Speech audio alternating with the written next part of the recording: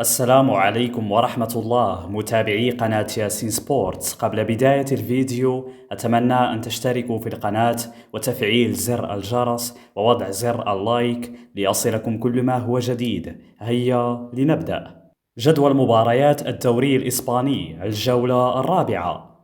مباريات يوم الجمعة 12 سبتمبر 2025.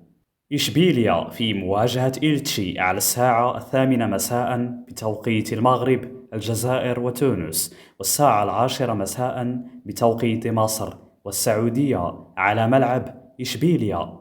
مباريات يوم السبت 13 سبتمبر 2025.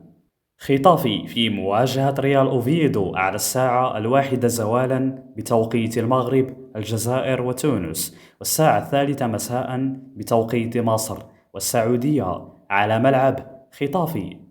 ريال سوسيداد في مواجهة ريال مدريد على الساعة 3:15 بتوقيت المغرب، الجزائر وتونس، والساعة 5:15 بتوقيت مصر والسعودية على ملعب ريال سوسيداد.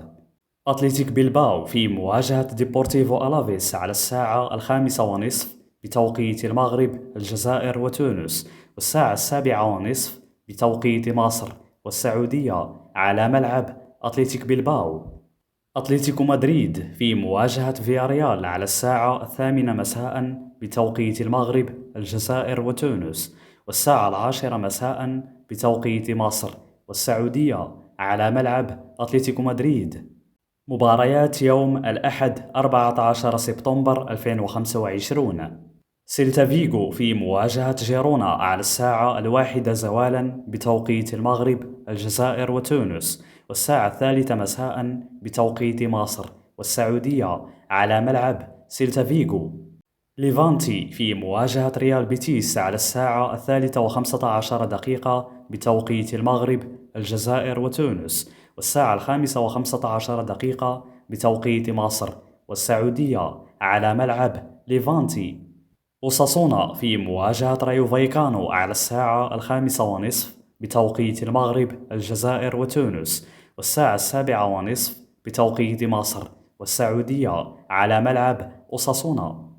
برشلونة في مواجهة فالنسيا على الساعة 8 مساء بتوقيت المغرب، الجزائر وتونس، والساعة 10 مساء بتوقيت مصر والسعودية على ملعب برشلونة. مباريات يوم الاثنين 15 سبتمبر 2025. إسبانيول في مواجهة مايوركا على الساعة 8 مساء بتوقيت المغرب، الجزائر وتونس، والساعة 10 مساء بتوقيت مصر والسعودية على ملعب إسبانيول. إذا وصلنا إلى نهاية الفيديو. أتمنى أن تشتركوا في القناة وتفعيل زر الجرس ووضع زر اللايك ليصلكم كل ما هو جديد. شكرا وإلى اللقاء.